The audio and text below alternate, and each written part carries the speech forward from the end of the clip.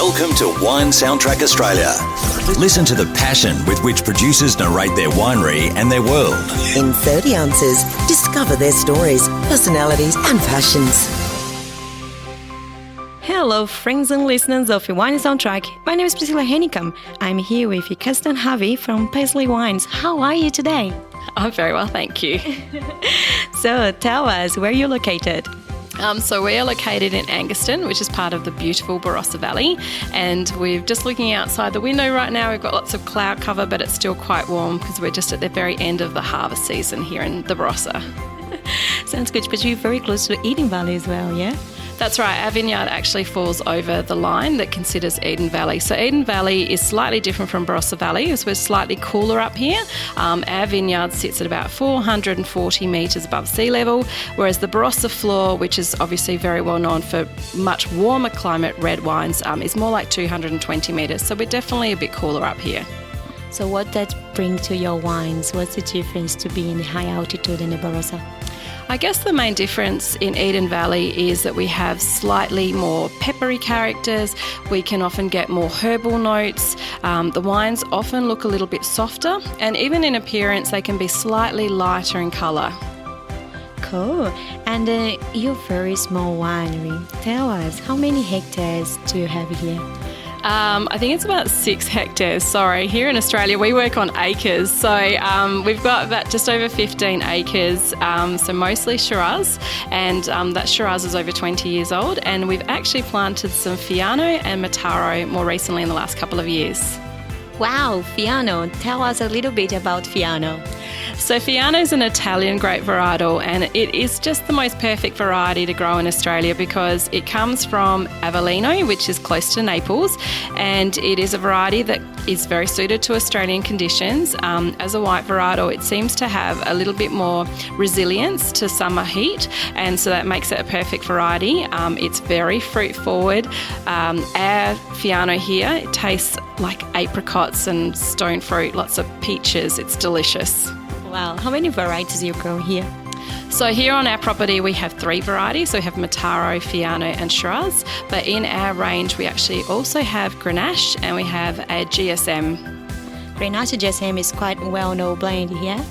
Yeah, so Grenache is a very slow ripening variety and it works very well in Barossa Valley where we get lovely long hot summers, and I guess we're looking for that sort of earthy flavour, we're looking for those spicy notes, and certainly Derek and I, when we make our Grenache, we're looking for very food friendly wines, and Grenache is just the perfect variety for food friendly. Yeah, and a GSM? Yeah, so that also works very well with food. I guess the wonderful thing about a GSM is that you're putting together Shiraz, Grenache, Mataro in a different combination to try and make those 3 varieties better than they would be on their own. And again, GSM lends itself really well to food. I always talk to my customers about, having it with pizza, pasta, meats on the barbecue, those sorts of smoky meats, they work really well with GSMs. Yes, so true, delicious. So tell us, how much do you sell your wines here in Australia and how much you export? So we're almost always in Australia at the moment, so hopefully that will change, but we're really lucky to have sent some wine to South Korea and a little bit of wine to China. One of the things we would love to try and pursue in the future would be the UK market, because obviously Paisley is a little town just outside of Glasgow in Scotland, and it's where my great-great-grandfather came from, and we'd love to be able to put our wine over there because obviously it's got a nice little story that works into the UK market. But otherwise, people can find our wine all around Australia. Yeah, so nice stories about the name Paisley, so that was my next question. So why did you choose that name? So my great-grandfather came over in 1839, so Adelaide itself was actually only settled in 1836. So 4 years into settlement here in South Australia, he came over with his family. Now he didn't come over anything to do with wine, it was all about farming back in those days, but we just loved the idea of the name. And for the history, for people who are interested, the actual pattern Paisley was so famous from coming from the textile mills in the town of Paisley that it actually gave the pattern the name. And so we have a lot of that pattern all over our brand. Good. So, do you believe in perfect variety for you? Like, do you have any passion for a specific variety you want to see in the future in your vineyard? If I was here, if my husband was here, he's the winemaker, Derek, he would tell you that he doesn't have a favourite. He just loves all varieties. I have to stop his passion because he would make everything under the sun if I let him. But I guess, for Barossa, it's really important to have fantastic Shiraz, and so that's a real focus for us. In 2019, we're super lucky that we've actually made one called the Kelpie, and it's 100% from our own vineyard here in Angaston. So it's an Eden Valley single vineyard wine. And I guess we want to really focus on that Eden Valley fruit. We want to be able to show Barossa Valley fruit and just show how different it can be, but how amazing. Would you like to share with us that your passion about wine, how it started? Well, I started liking wine when my mum and dad used to drink it, I guess. And it's really funny because Derek, my husband, we met in London. We were backpacking. So he was a chemical engineer and he drank beer. But I don't drink beer, so I drank wine. And I think he was trying to be cool, so he started drinking wine with me. And I'm not sure when he decided, but one moment he just thought it would be a great idea to do winemaking instead of chemical engineering, much more creative and much more fun. So he actually, when we came back to Australia, did the 1-year course, the oenology course. So he's been a winemaker for over 20 years now and working for other people, but now finally for ourselves. And I guess we just love making it. And I kept telling him we should make some wine for ourselves, and we now have this beautiful property, so we're very lucky. Wow, so you would influence and then... I like to think that I'm the main influence. I'm certainly the major taste tester. So you're happy with the blends and then something? Yeah, of course. I was super excited when Derek said last year in 2020 we should add Riesling to the range, because Riesling is my favourite varietal. And so while we don't have any planted here, we get some amazing fruit from nearby. But now that here in Australia it's going into the winter months, we're going to start pulling out a lot more of the reds, and Derek's a big red drinker, so... Are you in the social media stuff? Do you have any favorite social media between Facebook, Instagram, or LinkedIn? I'm not very good with social media, I must admit, so I feel more comfortable with Facebook because I get to write some little comments. Yesterday my husband and I did a little bit of filming, so there's a few photos of him floating around with very purple hands, but I'm not a great social media person like you. So do you have a cellar? So we actually don't have a cellar door yet, but it's future plans. But certainly we have tastings here in my kitchen, and we're sitting in my kitchen right now. And you can see beautiful views of the vineyards from our kitchen. Ideally we would. We'd love to put some. We've got that little vineyard with a little tiny paddock. At the moment, we've got sheep out there, but one day we might move the sheep to the side and have a cellar door. So ideally that would be our plan. It's beautiful here, by the way, guys. It's very nice, and the views of the vineyards. Do you have a cellar for aging your wines? Do you like it? Do you have any expensive bottle in your cellar? Actually, we do. We do have a very big green shed, which at the moment is full of barrels and also full of some really interesting wines. We were lucky that we were able to purchase some wines that we can have a bit of cellaring time for. So they do come out for very special occasions. So Australia or overseas? A lot of those are overseas wines, yeah. So it's, I guess Derek's very passionate about wine. It doesn't matter where it comes from. He wants to try everything and anything. So yeah, we have quite a few wines from France. And, we love Italian and Spanish varietals, again, because they're so suited, similar to Australian climate. So, and they're so food friendly. So question, just imagine someone drinking a wine, a famous person, a VIP person overseas, or maybe here in Australia, and then some magazines coming, take a picture, putting that famous magazine in the road. So who would you like to see drinking Paisley wines in that magazine? Oh my goodness, gosh, wow, that's such a really hard question.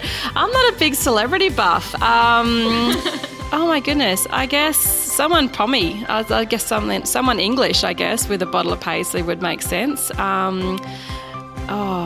that guy that plays James Bond? What's his name? I don't know. I'm sorry, I'm not very good with that question. That's so good. And someone from English. So tell us, each vintage is a different story or not? I guess because we are really small, we make about 25 tonne in total. Yes, every year is going to be a little bit different. And I guess that's one of the beautiful things about buying wines from small producers is that you do get lots of different climatic conditions from each year. So you do get your wines looking a little bit different. I guess when you're buying from a very big wine company that can make wines to a very similar style, it's very safe choice, but when you buy from a small producer you perhaps get a little bit more interest. It's a little bit more exciting to see what that vintage actually has produced and how the wines can alter. So for instance, 2019 was really, really hot here in the Barossa, all effectively everywhere in South Australia, and it was very, very dry, and we found our fruit got very, very concentrated and relatively high alcohols very quickly. Like within 2 weeks the Beaumets really jumped dramatically, whereas we found with the 2020s, even though it was again quite dry, the wine, it wasn't quite consistently as hot, so the wines are a little bit finer and perhaps a little bit more elegant. They're not quite as intense as that 19s, and so I guess that's the nice thing about a small company. You will get that variation. So the fires is quite something that's happened here in Australia very often. So do you do anything in your vineyards to avoid something like that happen? It's really not much you can do. Vineyards themselves actually are relatively fireproof, but obviously, we've had some very bad fires recently in the hills, and the fact that there's just so much heat on that day has meant that some vineyards were damaged, and that's really tragic for those who lost fruit or lost vines, lost their properties. I guess here our policy is that we would leave if we were told. We certainly would have all of our water systems on, we would keep everything relatively cool, but South Australia, it is a very dry state in summer, and bushfires are a significant risk.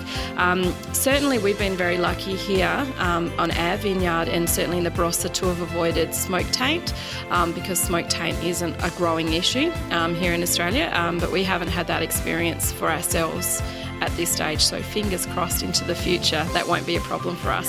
Yeah, so far was Adelaide Hills, and the last bushfires we have in Barossa, so that's very good news. So tell us, when you were very little, and you and your husband, that's the winemaker, what did you both wanted to be when you grew up?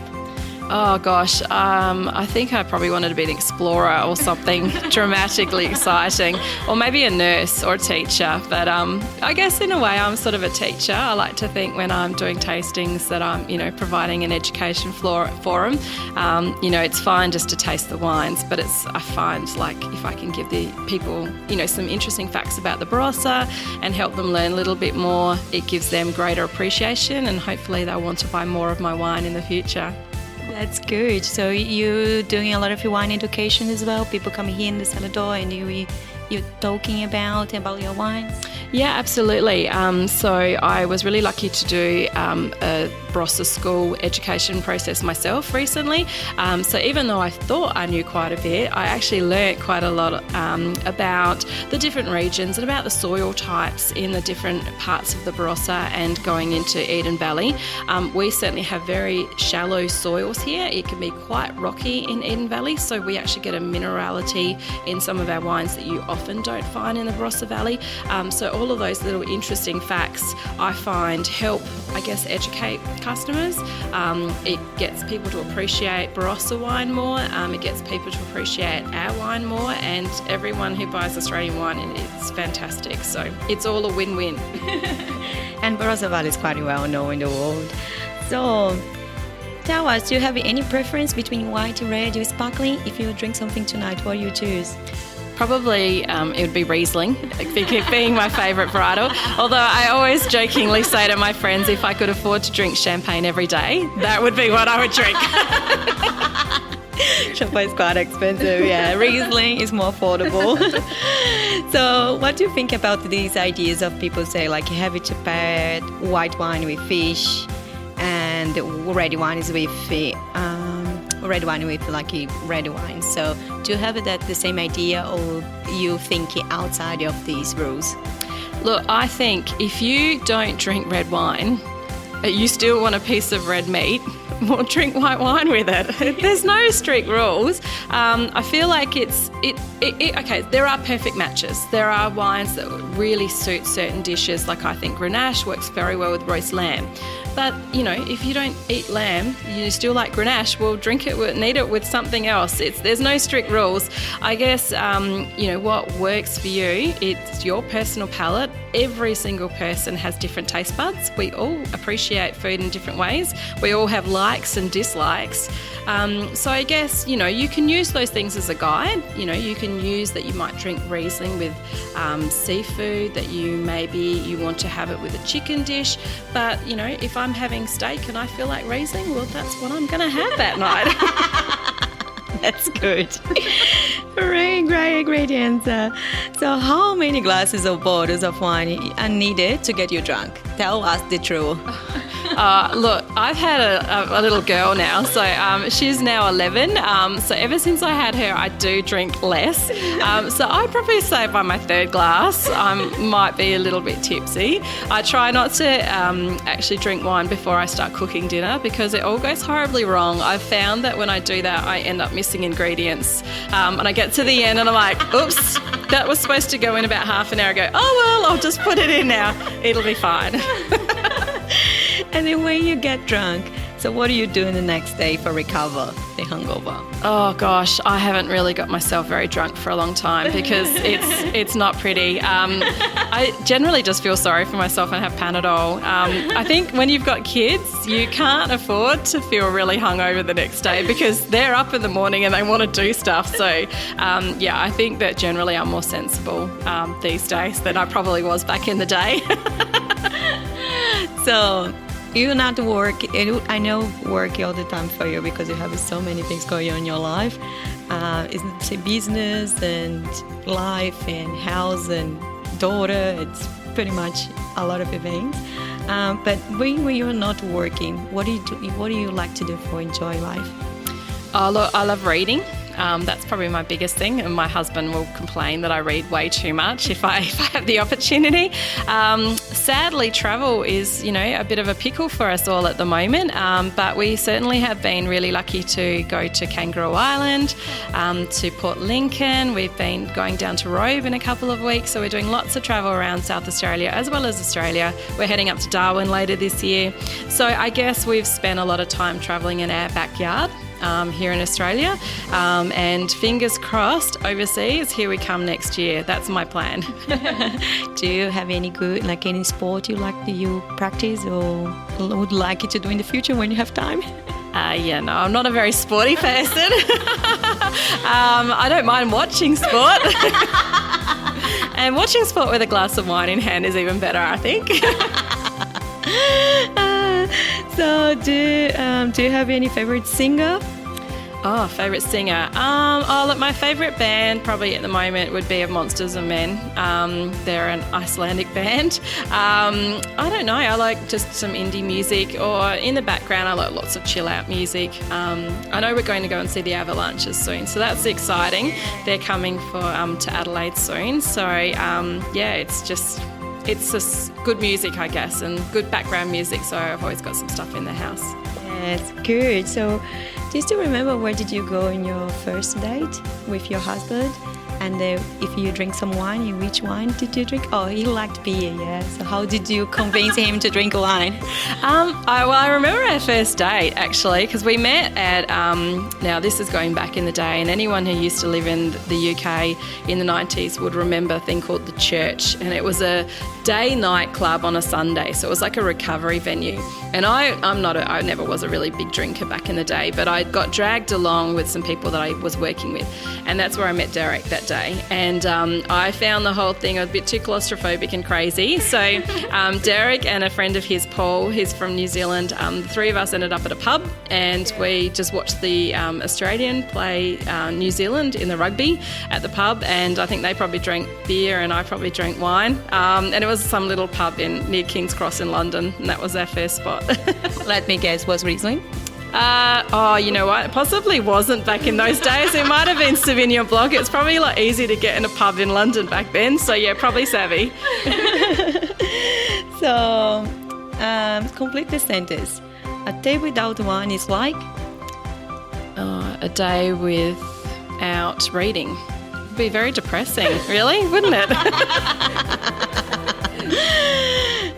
So 2021 is almost done, but do you have any good like a ritual for when the harvest is about to start? Do you have anything you do before the harvest? You pray to the God and say, God, please give me a good harvest? No, but we always try and have a holiday because I usually don't see my husband much for about 3 months. It gets pretty crazy during vintage. This year has been really crazy because we've been getting a lot more fruit off a lot of vineyards than normal. So, yeah, there's been a lot of hours this year. And so we always try and have a little holiday at Christmas time. Here in Australia, it's summer. So we go away and kind of have a bit of chill out family time together, and then, then I can let him go and, okay, bye, I'll see you in a couple of months. So tell us a little bit about your wines in 2021. Well, look, there's still a lot of ferments happening at the moment, and Derek sort of says to me, like, I don't really want to judge them until they finish fermenting, but he gave me a taste of the front block here. We call it the road block, and oh my goodness, I was so excited. I tasted it yesterday. It is looking beautiful. It's still got a couple of grams of sugar, so we're still trying to get it to be dry, but it's fantastic, and the colour is beautiful. So 2021, I think everyone is very happy with the colour coming out, even from other winemakers that I've spoken to. And he also said that he thinks our Riesling's even better than last year. So happy days. Good news for 2021. And what do you think about the future? What do you think what the people will be drink in the future in 2300? Oh gosh, look, I think wine is universal. I can't imagine us not having wine in 100 years or more. I feel like some of the varietals will change because I think global climate change will affect some varietals. It certainly will affect areas. One of the biggest risks here in the Barossa Valley is water security. And so at the moment, our local associations are working really hard with government to try and secure water for ongoing growth. And part of the reason Derek and I bought the property in Eden Valley is that it's actually 2 degrees cooler during the day and can be 5 to 7 degrees cooler at night. And it actually gives us, we think, a little bit of protection against increasing temperatures. We feel like a lot of the varietals that are doing really well down in the Barossa Valley may actually start to struggle as things get warmer. So I feel like we'll always have wine. It's just that what we're drinking may change a little bit, or where some of these varieties are planted may change over time too. Yeah, that's true. The conditions of the climate being changing quite a bit, and bit warmer climate like Barossa probably be affected by very hard. Yeah, it is vulnerable. And also bushfires, all of those things can change the climate, can change the outlook of what people want to do. But, we've got some cool climate areas in Australia. We've got the Adelaide Hills, we've got Eden Valley, we've got, areas like Geelong and so on. So we've got some cooler climate areas that, may end up with some varietals that they can't grow at the moment, but may be able to do so in the future. So I think that, wine will always be loved. I can't imagine it was loved, hundreds and hundreds of years ago, and I'm sure it will be loved hundreds and hundreds of years into the future. So do you believe in people drinking more quality or quantity? Oh, look, where's your budget? How much money have you got? If you've got $15, well, then you're going to buy a nice, say, $15 wine. I guess as you have more money, you certainly look for quality. I think that you probably can afford a little bit more. You might also be willing to try some varieties that you maybe haven't been, interested to try in the past. I guess it's just an education thing. It's a feeling comfortable with what you're tasting. But, I tell customers that come and visit me, like if you've only got $20 to spend, then you buy something that you really like at that price point. And you can get some good quality. You probably have to look around a little bit more, but there's nothing to say you can't for that price. And then, maybe you drink less, but you drink better. Yeah, that's true. And I guess for me and Lisa, I can see that people drinking less and they're drinking better like now compared to what it was before. Oh, absolutely. There's some pretty amazing wine, especially when you've got such premium wine regions like the Barossa. We produce high quality every year, and it makes such a difference. And if you can't afford that, then you look for an alternate. And there's, Australia produces some amazing wine. It doesn't matter which region you come from, you can get something pretty awesome. Yeah, that's so true. So tell us, you told me you love to travel around the world. We know the situation is not good for travel so much, but if you have the opportunity to go somewhere around the world to learn more about wine, so do you have any region you like to explore? Actually we've talked about going to Poland and then coming back in through Germany. So we would really like to spend some time, driving in the Rhine or the Rhone areas, tasting some different German wines, particularly Riesling, of course. In 2019, we were super lucky that we went to Italy. And the year before we'd been to Spain, and a couple of years before that we'd been to parts of France, been to the Loire, been to Bordeaux, been to Burgundy. So we've been, Champagne, of course, Champagne. We've been very privileged to be able to try some amazing wines. I guess one place we have never been to that is on our bucket list for future is to go to South America and to go and try some wines in Chile and Argentina. So that's, and maybe Brazil in the future. So that's certainly something that we want to do. But COVID's obviously made a little bit of an issue for us at the moment anyway. For everyone.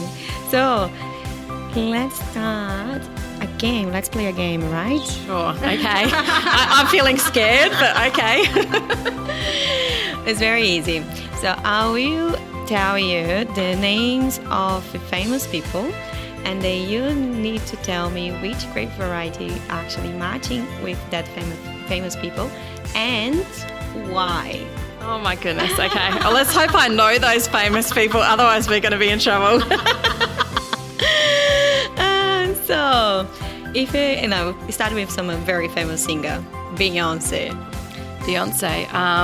Look, she'd have to be champagne, wouldn't she? Like, she's very sparkly. Surely champagne would be the one I'd pick for her. Yep. I can imagine Beyonce with like a nice bottle of champagne.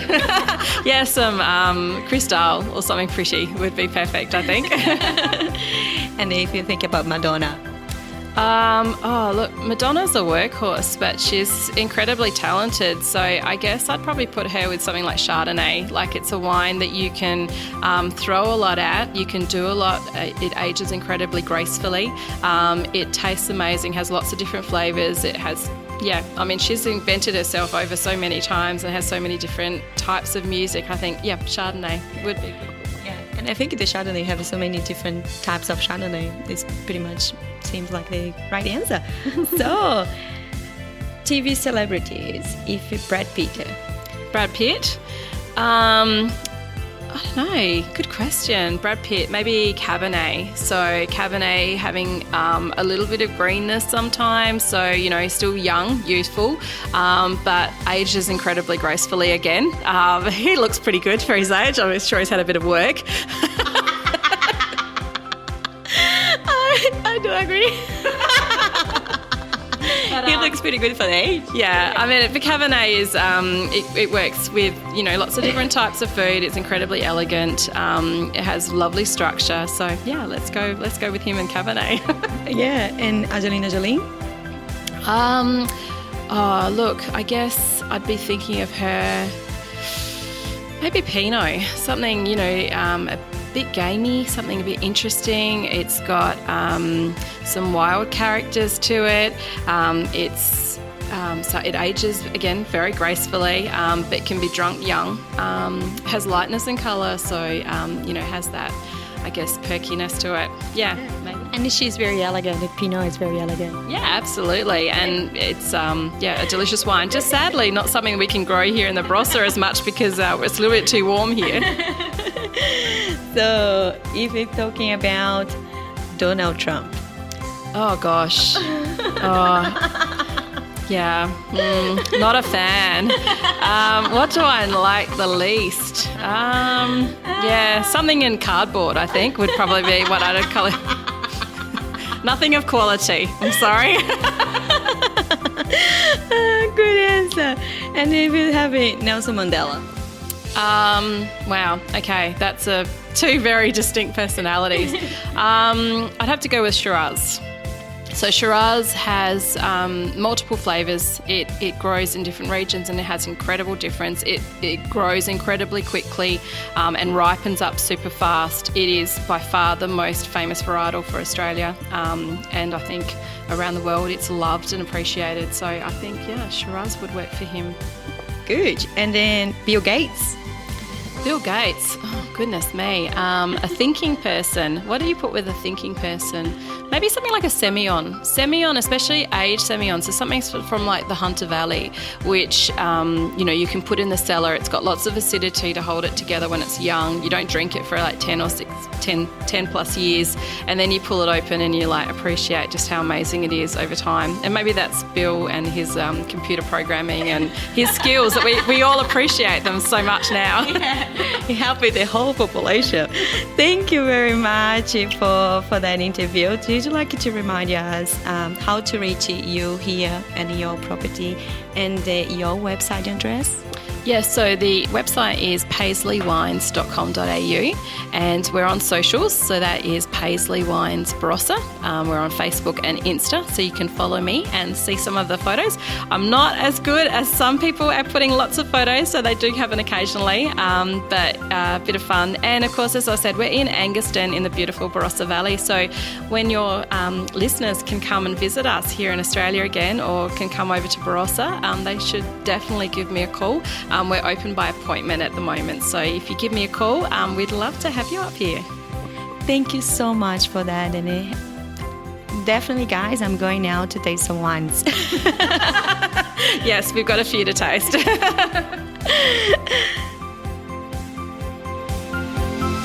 Thanks for listening to a new episode of Wine Soundtrack Australia. For details and updates, visit our website, winesoundtrack.com.